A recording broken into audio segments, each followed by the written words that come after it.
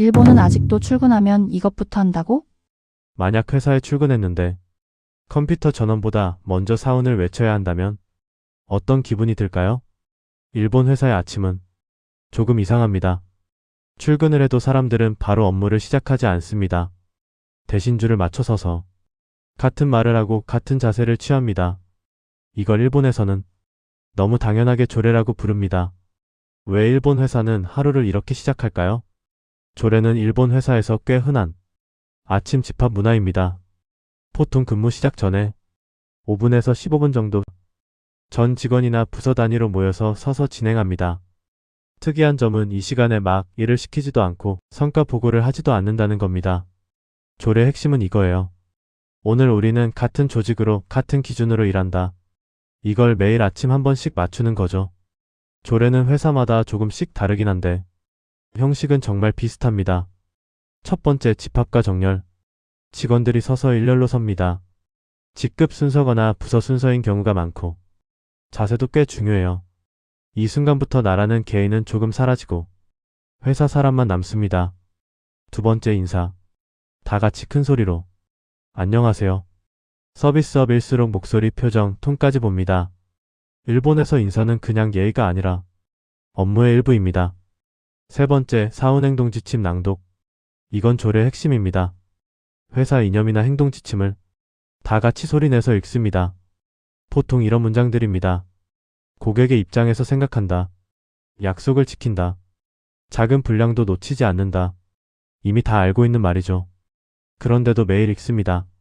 이건 정보를 전달하려는 게 아니라 오늘은 이 기준으로 행동하자를 아침마다 다시 맞추는 시간입니다. 조례에서는 문장의 의미보다 톤과 리듬이 더 중요합니다. 목소리가 작으면 집중 안 됐다는 신호. 박자가 안 맞으면 팀 리듬이 흐트러졌다는 신호. 자세가 흐트러지면 서비스 품질 불안 신호. 그래서 조례는 말을 맞추는 시간이라기보다 몸을 맞추는 시간에 가깝습니다. 네 번째, 간단한 체조. 그리고 매일 라디오 체조나 가벼운 스트레칭을 합니다.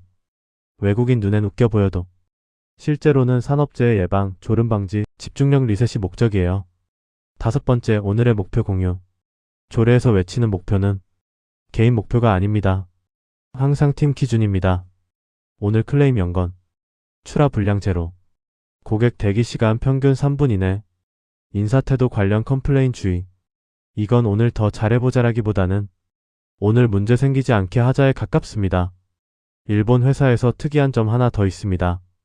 어제 들어온 고객 클레임도 조례에서 그대로 공유합니다. 예를 들면 이런 식입니다. 어제 응대태도 관련 클레임 한 건, 전화 말투 지적 한 건, 배송 지연 문의 다수. 이때 누가 했는지는 거의 말하지 않습니다. 대신 이렇게 정리합니다. 이런 일이 있었으니 오늘은 모두 주의합시다. 책임을 묻기보다는 실수를 팀 전체의 기억으로 남기는 방식입니다. 그래서 문제가 반복되면 누구 잘못이냐가 아니라 아직 우리가 맞추지 못했다가 됩니다. 이 조례 문화의 핵심은 효율이 아니라 불안 관리입니다.